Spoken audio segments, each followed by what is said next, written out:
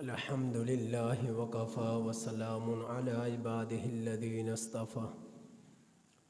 اما بعد۔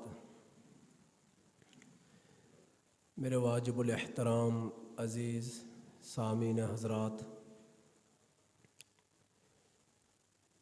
میرے رب نے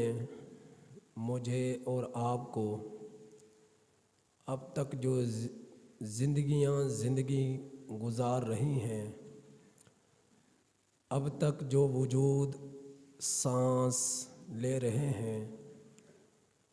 اب تک جن کے دلوں کی دھڑکنیں بیدار ہیں، اب تک جن کا دماغ بیدار ہے، ہاتھ پاؤں کام کر رہے ہیں، اسی طرح قلوب میں دھڑکنیں، آنکھوں میں روشنائیاں، کانوں میں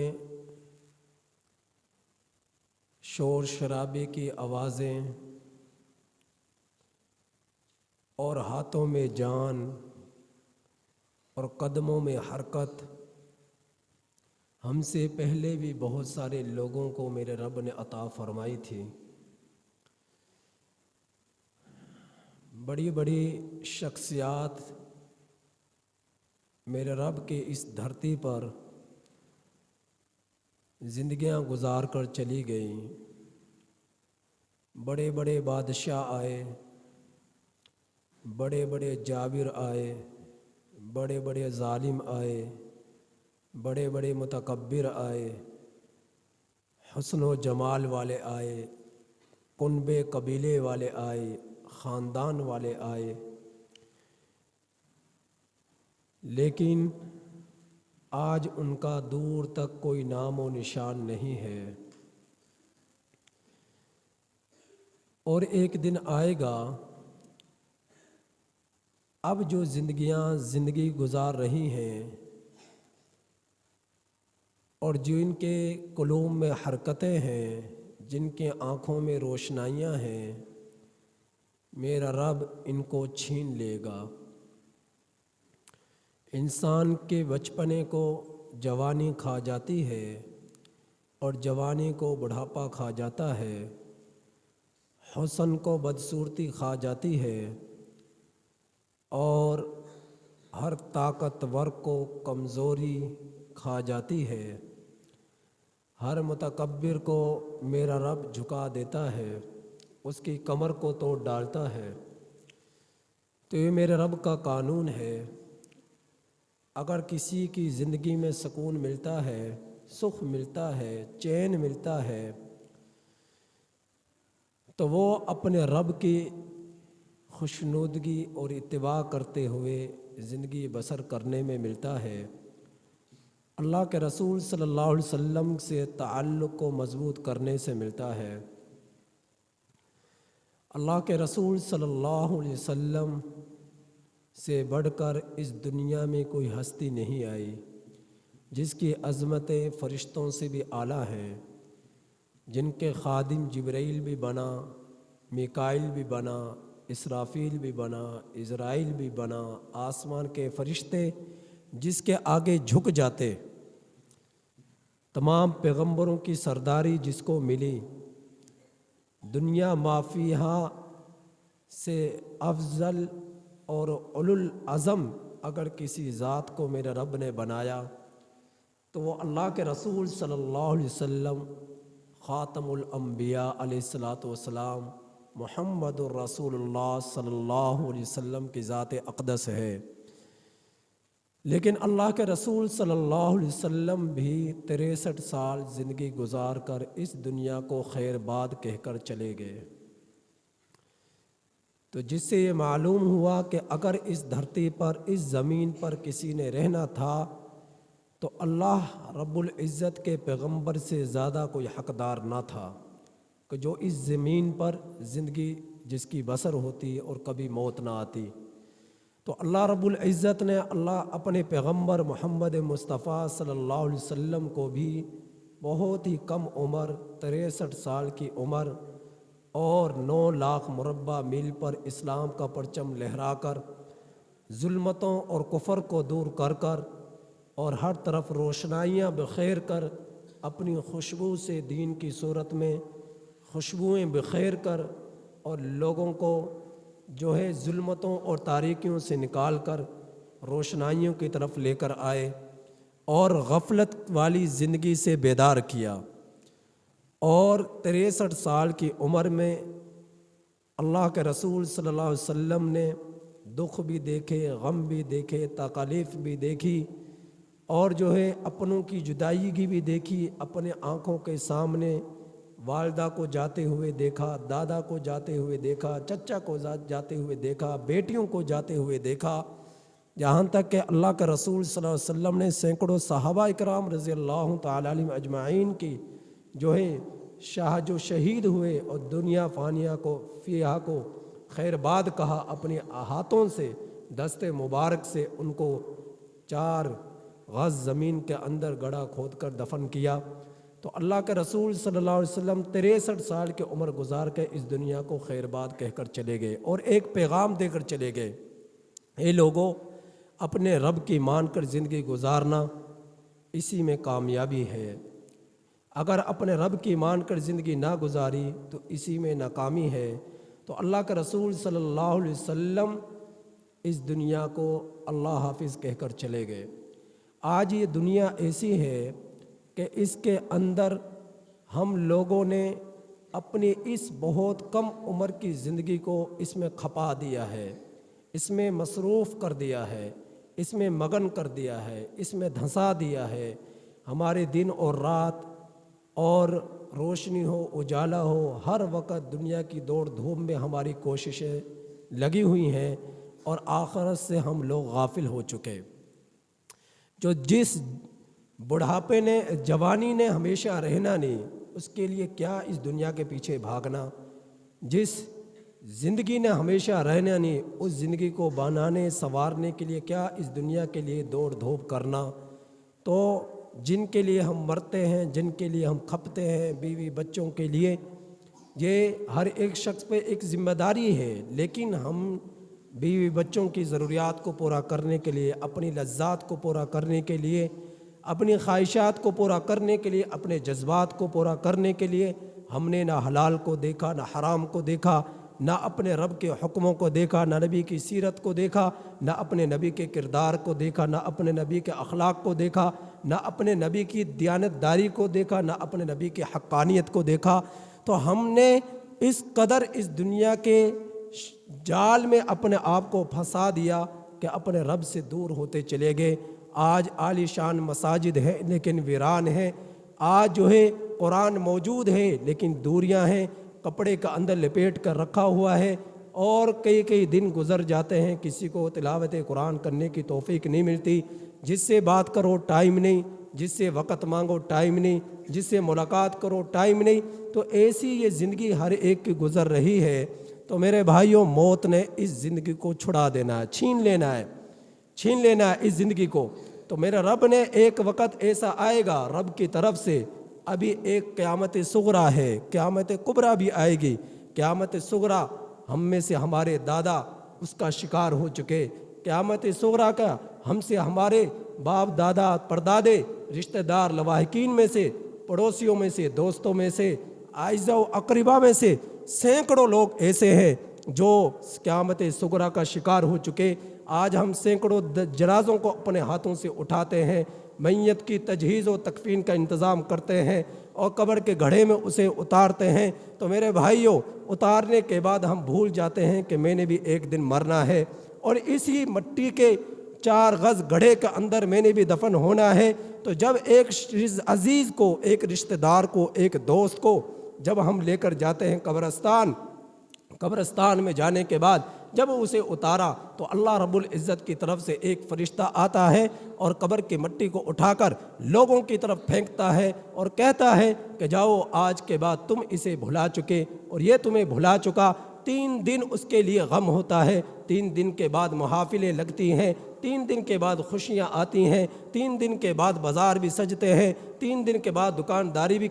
جو ہے چلتی ہے۔ بیٹا اپنی دکان کو بند نہیں کرتا، بیٹا اپنے بزنس کو بند نہیں کرتا، بیٹا اپنے سفر سے رکتا نہیں، اولاد اپنے معاملات سے رکتی نہیں کہ باپ جدا ہو گیا، ماں جدا ہو گئی، بھائی جدا ہو گیا، تو اپنے کاموں میں، اپنی زندگی میں، زندگی رنگ رنگیلیوں میں اسی طرح رنگ جاتے ہیں جس طرح اس کی موت سے پہلے رنگے ہوئے تھے۔ تو یہ نہ سوچا کہ میرے ابا نے میرے فکر میں اپنی جوانی بسر کر دی، میرے ابا نے میری فکر میں اپنا بڑھاپا بسر کر دیا، تو اس کے احسانات کو بھول گیا، اور وہ ابا یہ سمجھتا رہا کہ میں اپنے بیٹے کے لیے کر رہا ہوں، اس کے لیے میں جو ہے مر رہا ہوں، کھپ رہا ہوں، اور اس اپنی اولاد کی فکر میں ہی اس نے دنیا کے اندر اس قدر مغن اور مشغولیت کے ساتھ زندگی کو بسر کیا کہ اپنے رب ہی کو بھول گیا، اپنے نبی ہی کو بھول گیا، نمازوں کو بھول گیا اور سچ کو بھول گیا۔ جو اللہ رب العزت نے جب موت کا پروانے پر اسے چڑھایا، موت کے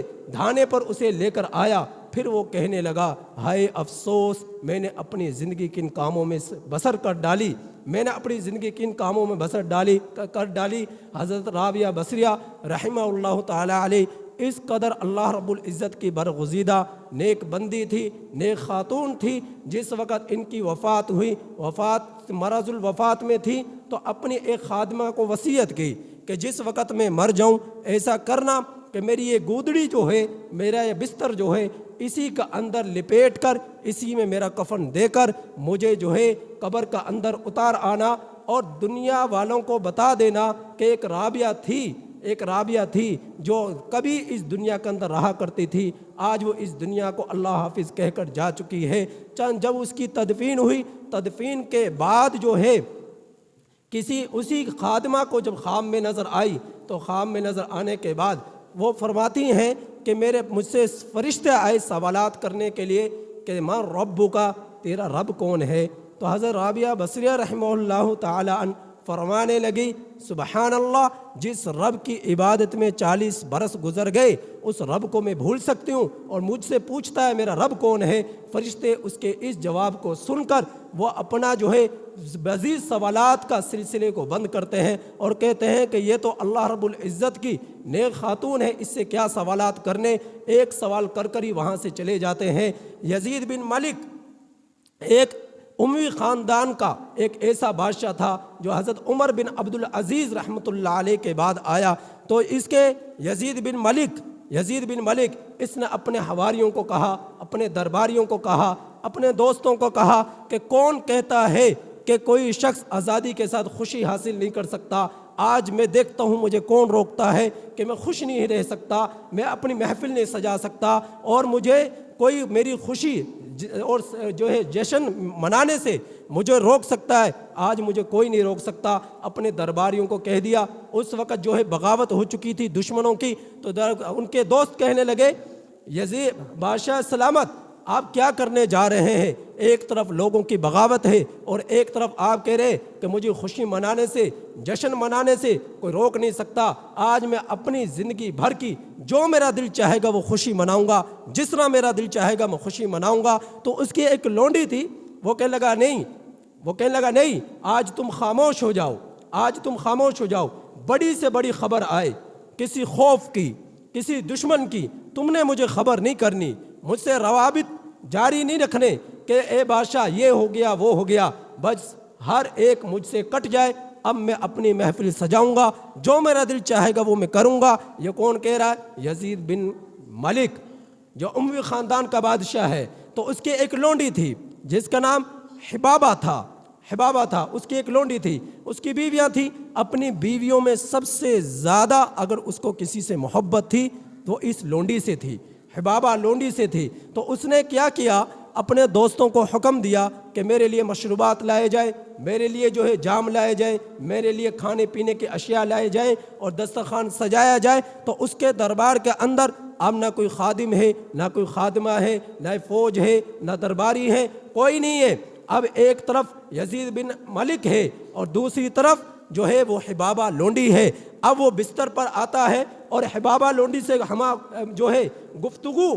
میں مشغول ہوتا ہے، مشروبات سجتے ہیں، کھانے پینے کی اشیاء لگتی ہیں، اب اس سے جب وہ گپ شپ لگاتا ہے، ہنسی کھیل کرتا ہے، اس کے یہ کرتے ہوئے انگور کھاتے ہیں اور انگور کا دانہ اس لونڈی کے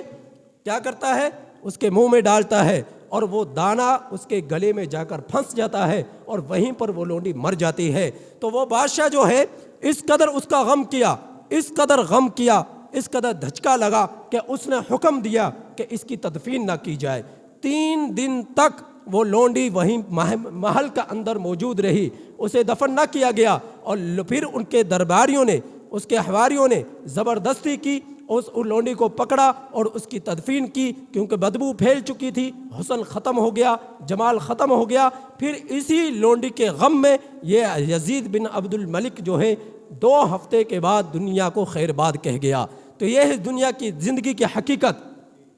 یہ حقیقت ہے، جب موت آتی ہے نہ جوانی کو دیکھتی ہے، نہ بڑھاپے کو دیکھتی ہے، نہ بچپنے کو دیکھتی ہے، نہ قوت کو دیکھتی ہے، نہ امیری کو دیکھتی ہے، نہ دولت کو دیکھتی ہے، نہ شہرت کو دیکھتی ہے۔ جب موت نے آنا ہوتا ہے تو وہ آ جاتی ہے اور کوئی اسے روک نہیں سکتا۔ تو یہ ہے موت جو ہر انسان کو آ رہی ہے، جسے قیامت صغریٰ کہا جاتا ہے۔ تو جس وقت قیامت کبریٰ آئے گی، جس میں پورے عالم کی موت ہوگی، آسمان بھی پھٹے گا، زمین بھی پھٹے گی۔ میرے رب نے قرآن میں فرمایا اذا السماء انفطرت واذا الکواکب انتثرت، یہ آسمان بھی پھٹا، یہ تارے بھی ٹوٹ ٹوٹ کر گرنے لگے۔ واذا البحار فجرت، آج سمندروں میں آگ لگ گئی اور آگ لگ کر یہ سمندر جو ہے خشکی کی طرف بہہ پڑے۔ فرمایا واذا القبور بعثرت، پھر کیا ہوگا، قبروں سے تمام مردوں کو نکالا جائے گا، اور مردے اس طرح نکلیں گے جس طرح آپ چاول ڈالتے ہو، چاول کے لیے دانہ ڈالتے ہو، فصل لگاتے ہو، گندم لگاتے ہو، جب گندم کی کٹائی کرتے ہو، بے شمار دانوں کی صورت میں ایک ایک بالی میں 100 دانے تم لوگوں کو ملتے ہیں۔ تو جس طرح زمین کو چیرتی ہوئی یہ فصل کے جو ہے ٹہنیاں نکلتی ہیں، گوشے نکلتے ہیں، اسی طرح لوگ جو ہے قبروں سے نکلیں گے، اس زمین سے نکلیں گے۔ تو میرا رب یہاں سے نکالے گا، اور میرا رب نے فرمایا منہا خلقناکم، ہم نے تمہیں اسی سے پیدا کیا، ومنہا نخرجکم، اسی سے ہم تمہیں نکالیں گے، منہا خلقناکم وفیہا نعیدکم ومنہا نخرجکم تارۃ اخری، مٹی سے بنایا، مٹی سے نکالا، پھر ایک دن آئے گا دوبارہ تمہیں اسی میں لوٹائے گا اور پھر یہاں سے نکالے گا۔ یہ میرا رب کا قانون ہے۔ تو اللہ رب العزت نے فرمایا آسمان بھی پھٹے گا قیامت کبریٰ کی صورت میں، زمین بھی پھٹے گی، سمندر بھی بہیں گے، تارے بھی ٹوٹ ٹوٹ کر گر کے پڑیں گے، اور پہاڑ جتنے بھی ہیں پوری روئے زمین پر جن کو میرے رب نے میخوں کی صورت میں گاڑا ہے، یہ پہاڑ ریزہ ریزہ ہو کر آسمان میں اڑتے پھریں گے۔ تو میرے بھائیوں، یہ اللہ رب العزت نے جہاں آخرت کی بشارتوں کے بارے میں سنایا ہے، وہاں پر آخرت کی ہولناکیوں کے بارے میں بھی سنایا ہے اور بتلایا ہے کہ اپنی قیامت سے بے خبر نہ ہو۔ ہر شخص کی قیامت اسی وقت شروع ہو گئی جس وقت اسے موت آئی، ہر شخص کی قیامت اسی وقت شروع ہو گئی، اور جب موت نے پردہ اٹھایا آخرت کا، اس وقت وہ کہے گا ہائے ہائے میری جوانی کہاں گزر گئی، ہائے ہائے میری طاقت کہاں گزر گئی۔ تو اللہ رب العزت کل قیامت کے دن ایسا کریں گے کہ یوم یفر المرء من اخی و امہ و ابی و صاحبتہ و بنی لکل امرئ منہم یومئذ شأن یغنی وجوہ یومئذ مسفرہ ضاحکۃ مستبشرہ۔ بھائی بھی بھاگا، بہن بھی بھاگی، بیٹی بھی بھاگی، والدین بھی بھاگے، کسی کو کسی کی فکر نہ ہوگی، برہنہ ہونے کی حالت میں میدان حشر کی طرف دوڑیں گے، اور پھر جب اعمال حساب و کتاب ہوگا، بہت سارے روشن تر و تازہ چہرے ہوں گے اور بہت سارے تاریک نما چہرے ہوں گے۔ تاریک نما چہرے میرا رب جو ہے ان کو جہنم میں ڈالے گا، روشن چہروں کو میرا رب جنت میں ڈالے گا۔ شیطان بھی مرے گا، ابلیس بھی مرے گا، اور جب فرشتے آئیں گے اس کو لینے کے لیے، یہ کیا کرے گا، آسمان سے گوتا لگائے گا زمین میں، فرشتہ زمین کی طرف آئے گا، سامنے کھڑا ہوگا، پوچھے گا بھاگ کہاں بھاگتا ہے، مشرق میں گوتا لگائے گا، مغرب میں گوتا لگائے گا، جنوب میں گوتا لگائے گا، شمال میں گوتا لگائے گا، فرشتوں کو اس کے گوتا لگانے سے پہلے وہاں پر پائے گا۔ تو اس قدر ابلیس کو ڈالے گا ہاویہ کے اندر۔ تو اللہ، یہ وہ جگہ ہے جہاں منافقین کا حشر ہوگا، منافقین کا ٹھکانہ ہوگا، اس جگہ پر یہ ابلیس جائے گا۔ تو میرے بھائیوں، ایسے وقت کے آنے سے پہلے آخرت کی فکر کریں، اپنے رب کو منائیں، اپنے رب کی عبادت کریں، اور دنیا کی اس جو ہے دھوکہ نما زندگی جس نے ہمیں دھوکے میں ڈالا ہوا ہے، جس کے رنگ رنگیلیوں نے، اس سے نکلیں اور آخرت کی فکر کریں، اپنے رب کی عبادت کریں اور اپنے رب کو یاد کریں۔ اللہ تعالیٰ سے دعا ہے کہ اللہ تعالیٰ ہم میں سے ایک کے لیے آخرت کی فکر عطا فرمائے۔